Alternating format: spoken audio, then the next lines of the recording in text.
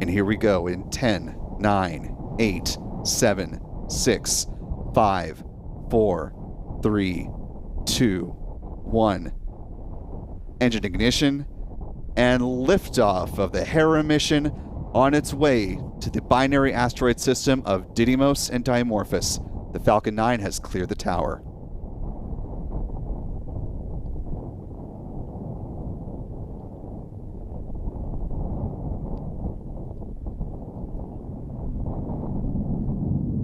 This mission, which took 18 years to come together, now finally in flight, the beginning of a 2-year journey out to the asteroid Dimorphos.